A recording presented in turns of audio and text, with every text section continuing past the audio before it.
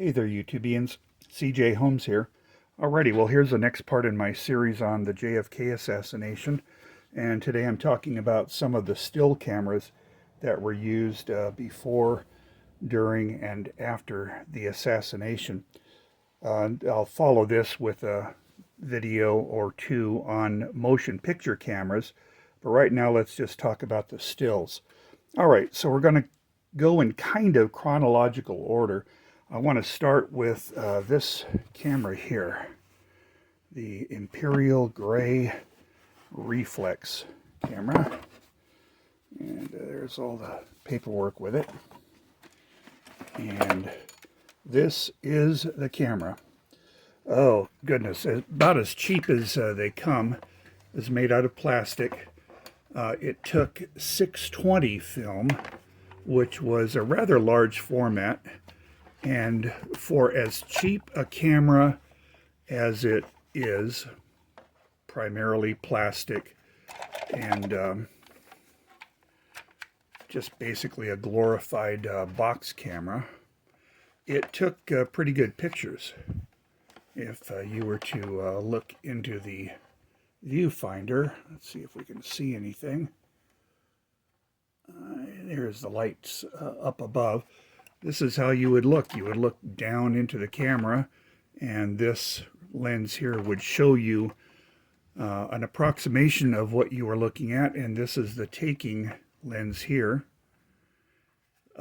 Not many moving parts. You had the shutter,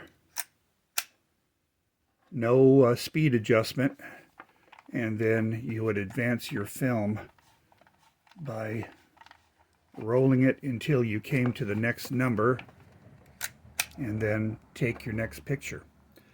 The great significance of this camera, by the way, there's the flash that came with it. The great significance was the fact that these photographs were taken with the camera in this backyard by this young lady. Pictures that Marina Oswald took at her husband's request of him with his rifle, pistol in its holster, and a couple of magazines, the Militant and the Worker. Of course, when Oswald was confronted with the photographs, he denied that they were of him, that they had superimposed someone's body, basically his face, onto someone's body. He denied all knowledge of it. Well, this will always be a controversy, but it seems that the best information available shows that the pictures were authentic, were taken in the camera that is now in the National Archives, and this is an exact copy of it. It's the same camera, basically. It's got the silver body, the gray face, kind of an Art Deco look on it. That's the Imperial Reflex. All right, so let's go next in line here. What do we have going next?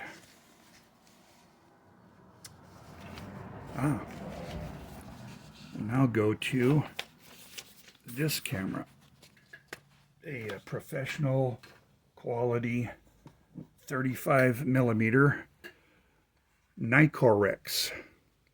It's kind of a, what I call it, a rip-off of a Nikon camera.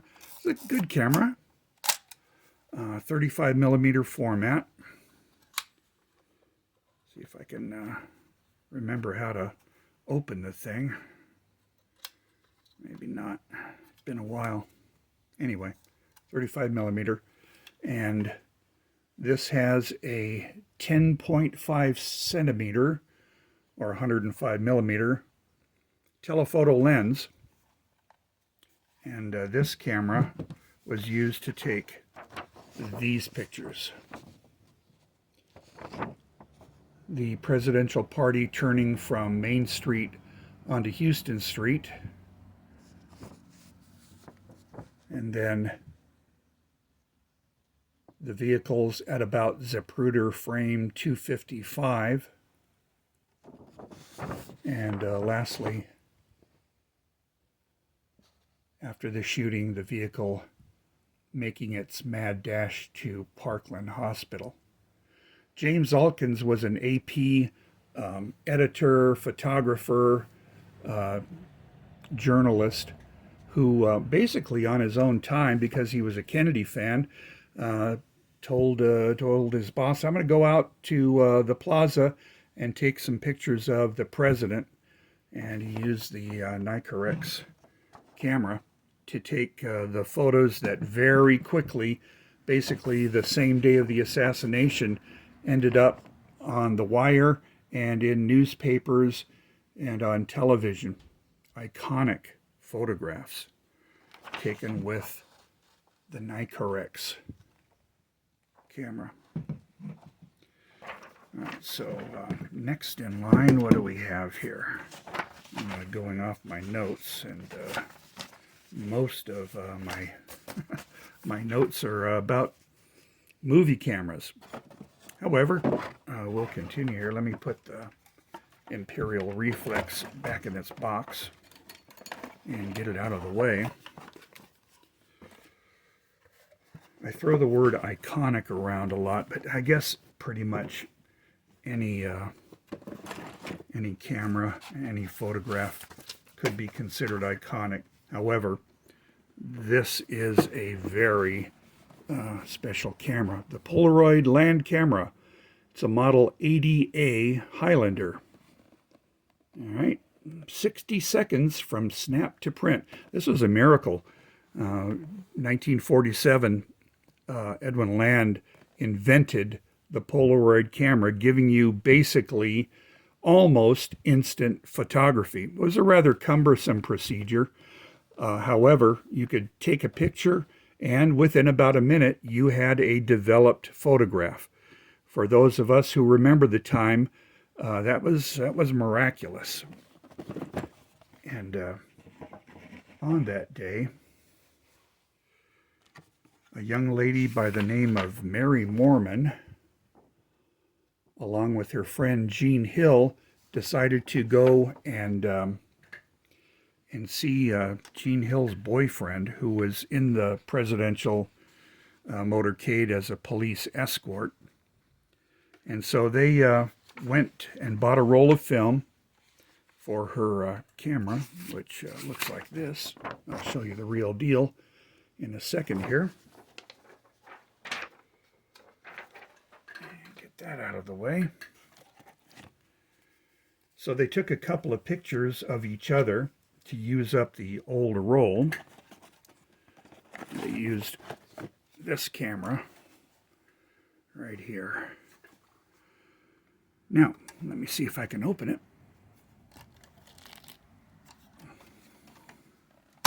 There we go.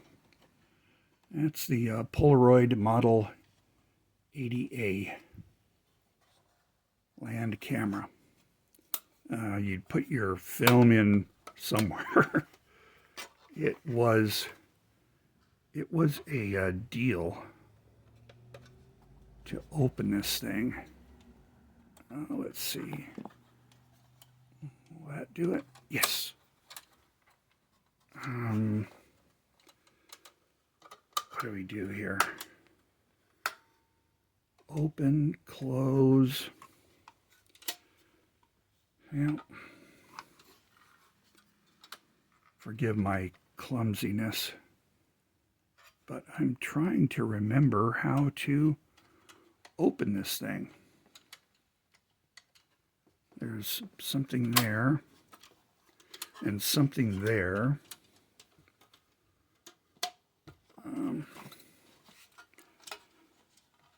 Hold on. Whew, well, I fought and fought and fought with this thing, and basically it was stuck. So I'm going to take a chance here, and this is in closed position. This is in open position. And I'm going to fight with it to try to get it open. This is amazing. You know, that's old technology for you. There. My goodness, what a mess. Anyway, you'd put a roll of film in there, and then you'd run it through there, and then you'd close it, and then you'd close that, and then you'd shut this off, and then you'd take a picture, and by the time I got ready with this, the motorcade would have been long gone. This is that. So, sorry, it's taken far too long of me fighting with this stuff. Okay. So they get on Dealey Plaza right about in the middle of the park there. I'll show you where they were. They were right there, and took a couple of pictures. The first one was a friend of Mary Mormon, Officer McBride, and this is the photograph she took of him with a depository in the background. And this is the size of the photograph, and this is about as grainy as they came out. So the motorcade proceeds, the limousine comes up to them, shots rang out, and at the instant of the headshot, Mary took this photograph. This is iconic. We've all seen this picture. You can see the Newman family in the background. Abraham Zapruder and Marilyn Sitzman are there. There's the grassy knoll. There's Emmett Hudson, groundskeeper of the plaza, and two other men standing with him.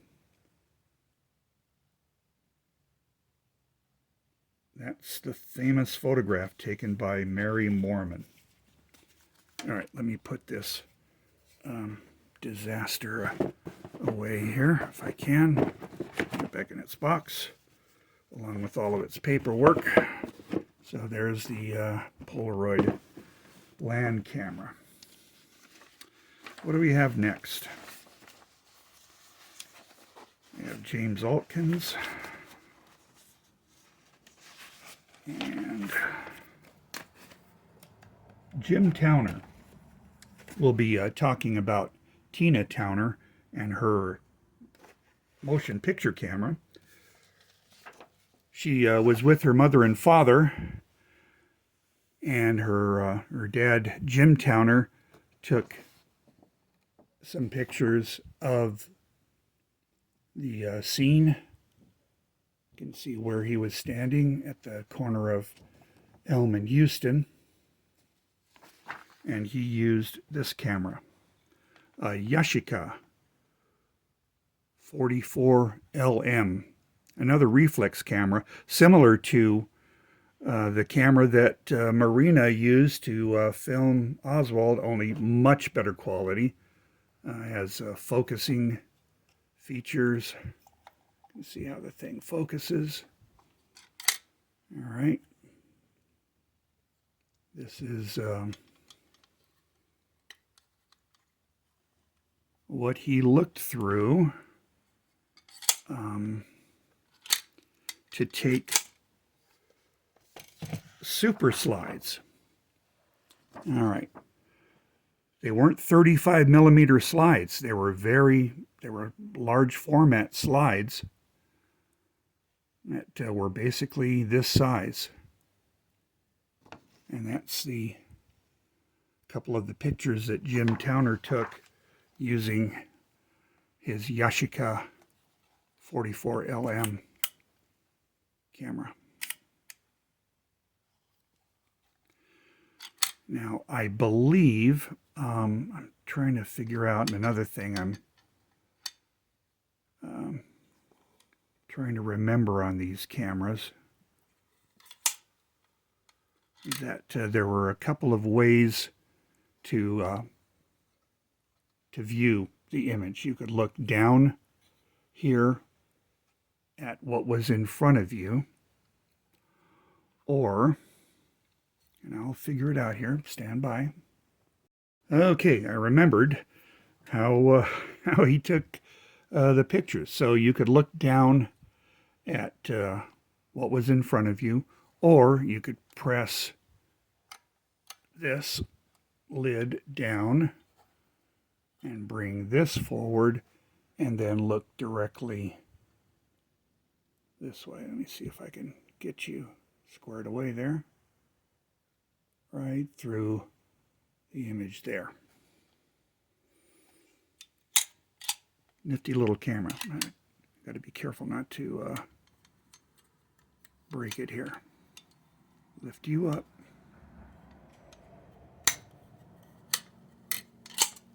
Put you back down. There you go. The Yashica 44 LM. Phil Willis and his family were visiting Dealey Plaza, and Phil, there's the gentleman right there, used his Argus Atronic 1 camera right here. There's the paperwork on it.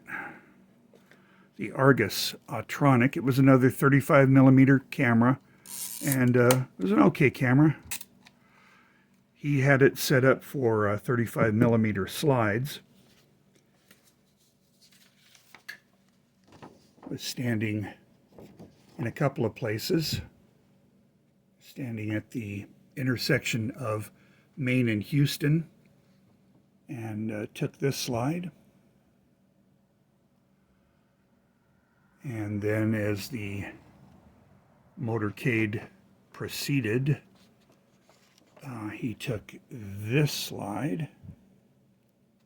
That's, I believe, at around frame 208 or 210 of the Zapruder film. I don't know if you can see, there's a little arrow pointing to President Kennedy. And then after the shooting, he recorded the crowds running toward the grassy knoll, press bus passing, and then also crowds in front of the Texas School Book Depository. He copyrighted the slides and then sold them in a set of, I believe it was 12, I'm not sure.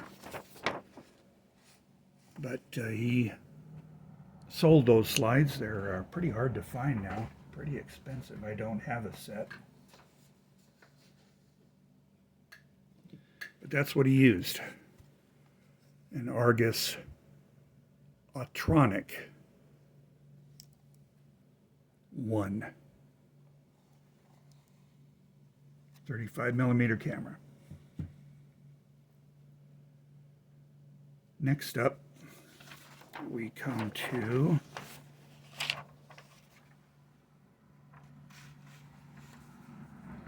David Robert Miller,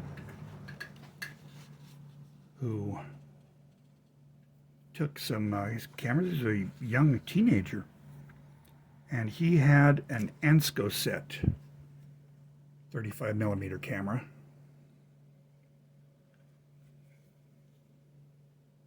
There's an Ansco set. And he took this very important historic picture of the limousine escaping Dealey Plaza, heading toward Parkland Hospital on Stemmons Freeway. There's Clint Hill on the back. The white arrow at the time was thought to be John Kennedy's foot, but it actually turned out to be Agent Hill's foot. He's using it to brace himself as he stood protectively over Mrs. Kennedy and her dying husband. This is a contemporary photograph of Stemmons Freeway, used Google Maps. That's the view that he had there. I believe this was a floral shop, Coram Floral Shop. The building's still there.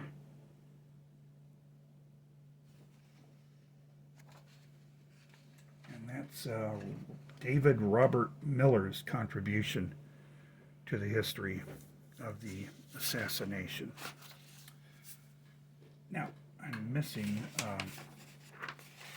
one here. Let me go through my notes again because I want to talk about the Argus C3 35mm camera.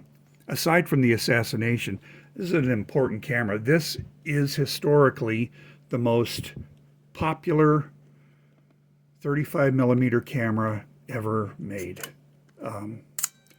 They made millions of these. They called it the brick. It's heavy as a brick too.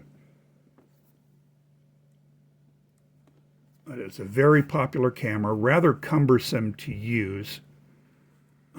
But it did the job, it did it well, and it did it for years.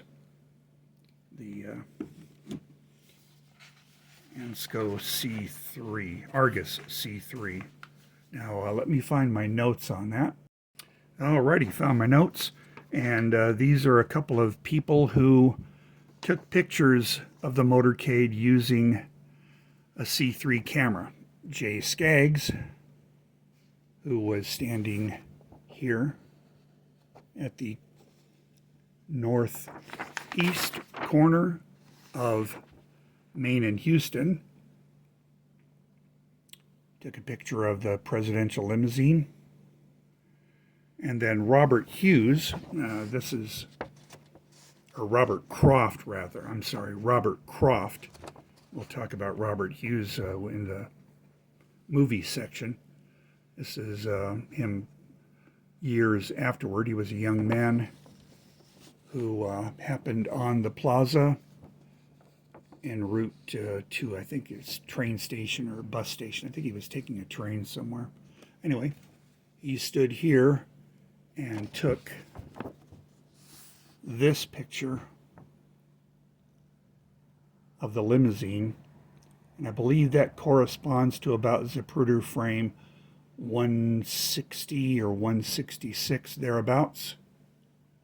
The significance of this picture is that it clearly shows JFK's jacket was indeed bunched up because of his sitting position in the limousine. It also shows him much higher than John Connolly.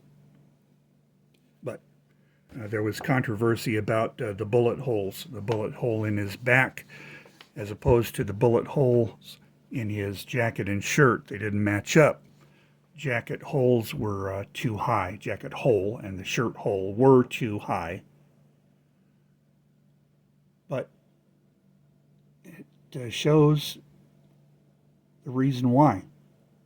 The jacket was bunched up during the assassination sequence. And that photograph was taken with the Argus C3 camera. So there you go. I've based a lot of my research on this phenomenal book, Pictures of the Pain by Richard Trask. If you don't already have it, I highly recommend it. If you're into detail, if you're into knowing as much as possible about photography and the JFK assassination, there is no better publication about it than this one. We'll be talking about that photograph as well in the movie picture section. Oh, there you go. Pictures of the Pain by Richard Trask. Phenomenal human being and a great author. He's put out a few books, Pictures of the Pain, That Day in Dallas, and also Nightmare on 6 Feet of Film, I believe it's called. Talking about the Zapruder film. So there you go. This is my collection of JFK cameras. There were a couple of people who had taken photographs, and I couldn't find the exact model camera that they were using.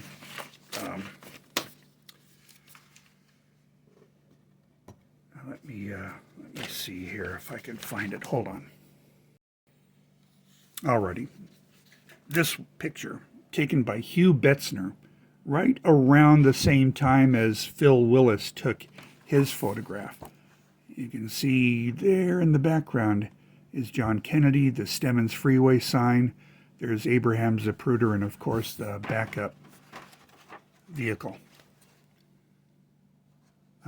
We don't know what camera he used. The only information that seems to be available is that he had an old, small Kodak 120 box camera. Was it a camera like this? This is old, this is small, this is a box camera. And it's really old. This is where you'd put your film, roll of 120 film. Actually, this took 620, similar to Oswald's Imperial Reflex. And that's how you took pictures with that old thing. Whether it was this model camera or a different type, I don't know. But there's my story. I'm sticking with it. The JFK still cameras. Next video will be dedicated to the movie cameras, and it's probably going to be even more mixed up than this one. Anyway, this is what you get, and I hope you found something enjoyable in it. Thanks for watching. Have a nice day.